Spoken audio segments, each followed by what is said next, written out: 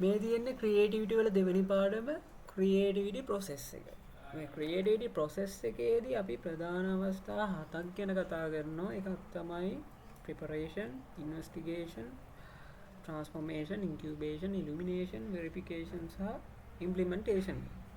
මෙන්න මේ හත පොඩ්ඩක් මතක තියාගන්න. මේ හත මතක තියාගන්න ලේසි. මේ හතේ පළවෙනි අකුර ටික මතක තියාගන්න. P I T I I මේ අකුරු හත පහළ ලියාගෙන හිස්තැන් පුරවන වගේ කේස් එක තමයි කරන්න තියෙන්නේ. P කියන්නේ preparation, I කියන්නේ investigation, T කියන්නේ transformation, I කියන්නේ incubation, සහ ඊළඟ I කියන්නේ illumination, verification සහ implementation.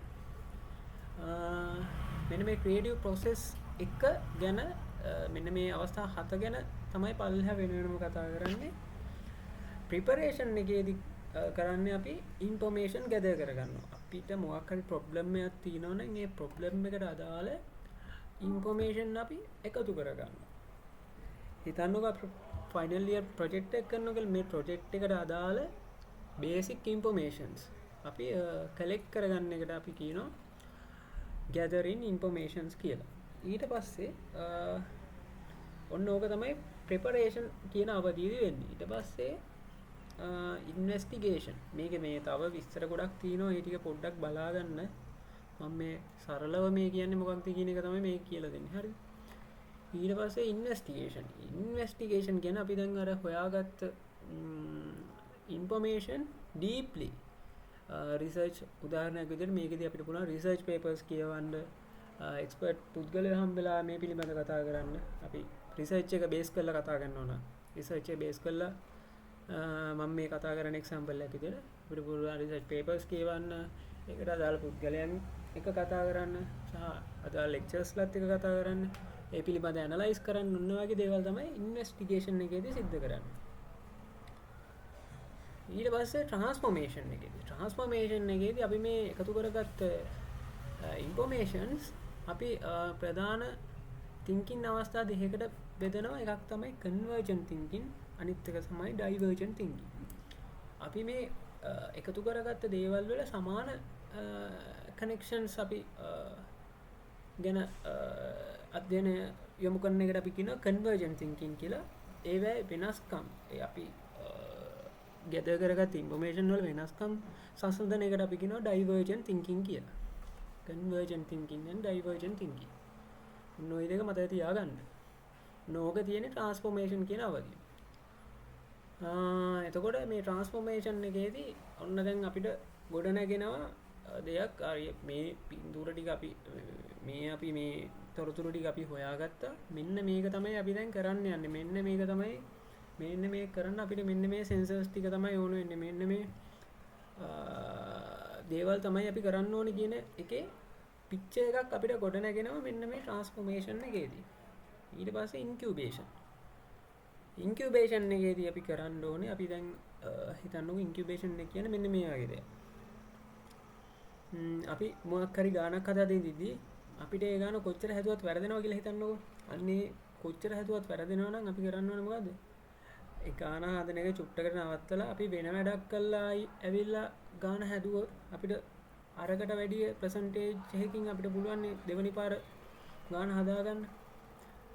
අපි work away from the situation. අපි ඒ සිටුවේෂන් එකේ ඉන්නදෝ පොඩ්ඩක් අයින් වෙන එක සහ රිලැක්ස් වෙන එක සහ ප්ලේ කරන එක ඔන්න වගේ දේවල් අපි කරනවා ඉන්කියුබේෂන් එකේදී. අපි මේ වැඩේම ඉන්නදෝ අපිට පොඩ්ඩක් ඒ වැඩෙන් විවේක ගන්න එකට අපි කියනවා ඉන්කියුබේෂන්. ඉලුමිනේෂන් කියන්නේ අපි දැන් අර ඉන්කියුබේෂන් එකේ ඉඳිද්දී අපිට දේවල් මතක් වෙනවා. අපි හිතන්නකෝ මෙන්න මේ අපි හදන මොකක් හරි මැෂින් එක මෙන්න මේ සෙන්සරේ මෙන්න මේ කෝඩ් එක වැඩ කරන්නේ නැහැ. අන්න ඒ කෝඩ් එක වැඩ කරන්නේ නැති වුණාම අපි ඔන්න දැන් පැත්තකට රිලැක්ස් වෙලා එක්ක මොකක් හරි ක්‍රීඩාව කරනවා. ඔන්න දැන් ඉඳිද්දි එකපාරට අපිට මතක් වෙනවා මේකට මේ දේ කරා නම් හරි කියලා. අන්නේ ආහා මොමන්ට් එකට අපි කියනවා ඉලුමිනේෂන්. මෙන්න මේක තමයි කරන්න ඕනේ. අන්න ඒක ගැන අපිට කල්පනා වෙන්න එකට අපි කියනවා ඉලුමිනේෂන් කියලා. ඊට පස්සේ වෙරිෆිකේෂන්. අපිට ඒ ආහා මොමන්ට් එකෙන් අපිට සංකල්පය හරිද වැරදිද කියලා ක්‍රියාත්මක කළ බලන එකට අපි කියනවා වෙරිෆිකේෂන්. ඒක කරොත් මේක සාර්ථක වෙයිද ඒක ටෙස්ට් කරන බලන එක, ඉලුමිනේෂන් අයිඩියා එක ටෙස්ට් කරලා බලන එක අපි කියනවා වෙරිෆිකේෂන් කියලා. ඊට පස්සේ අන්තිම එක තමයි ඉම්ප්ලිමෙන්ටේෂන්. ඉම්ප්ලිමෙන්ටේෂන් කියන්නේ මෙතන ඉම්ප්ලිමෙන්ටේෂන් කියන එක නෑ. ඉම්ප්ලිමෙන්ටේෂන් කියන්නේ අර වෙරිෆිකේෂන් කරගත්ත දේවල් හරියනවද වැරදෙනවද කියලා බලලා ඒකේ තව ඉම්ප්‍රූව්මන්ට් තියෙනවද කියලා බලලා අන්නේ ඉම්ප්‍රූව්මන්ට් සිද්ධ කරන එකට අපි කියනවා ඉම්ප්ලිමෙන්ටේෂන් කියලා. ඊට පස්සේ කතා කරනවා මොනාද ක්‍රියේටිවිටි එකක් පවතින පුද්ගලයෙකු සතු ලක්ෂණ. ඕකෙන් 3-4ක් මත තියාගෙන එකක් තමයි self confidence, ඉන්ඩිපෙන්ඩන්ස්, එයා ස්වාධීනයි, එයාට කන්ෆිඩන්ස් එකක් තියෙනවා, එයා රිස්ක් එකක් ගන්නවා, එයා කරන වැඩේට ආදරේ, නොවැගේ දේවල් එයා සතු ලක්ෂණ. ඊට පස්සේ barriers to the creativity. මොනවාද ක්‍රියේටිවිටි එකක් කරන්න තියෙන barriers? මේකෙන් ලේසි 3-4ක් මතක තියාගන්න. සමහර වෙලාවට විස්තර ගන්නවොත් ලේසි 3-4ක් මතක තියාගෙන ඒක විස්තර ගන්න පුළුවන්කම තියාගෙන යන්න එක්සෑම් එකට යද්දී. මේකෙන් ලේසි එකක් තමයි extrinsic motivation. අපි දැන් අර කතා කරේ. අපි මොකක් හරි අපේ හිතේ කැමැත්තෙන් නැතුව අපි ඒ දේ වෙනුවෙන් කැපෙනවා නම් ඒක extrinsic motivation නේ. එතකොට ඒක අපි ක්‍රියේටිව්ව හිතන එකේ තියෙන බැරිය එකක් නේද? ක්‍රියේටිව් හිතන්න තියෙන බැරිය එකක් නේ extrinsic motivation කියන්නේ. ඒ වගේම fear in mistakes. අපි fear කරනවා නම් අපිට වෙච්ච මිස්ටේක් ගැන අපි කනගාටු වෙනවා නම් අන්න ඒක බැරිය එක. එතකොට අපිට ඉන්ෆර්මේෂන් කන්ට්‍රෝල් වෙනවා නම් අපිට තොරතුරු ලබා ගැනීම සීමා වෙනවා නම් අන්න ඒක බැරිය එක. control to decision making අන්න ඒක ක්‍රියේටිවිටි එකේ බැරිය එක. එතකොට මේ control of decision making කියන උදාහරණයක් විදිහට අපිට ආයතනයක ලොක්කගෙන් අහන්න නැතුව කිසිම තීරණයක් ගන්න බෑනේ. අපිට ක්‍රියේටිව් අදහසක් ගොඩනගාගෙන අපේ දෙයක් කරගන්න බෑනේ.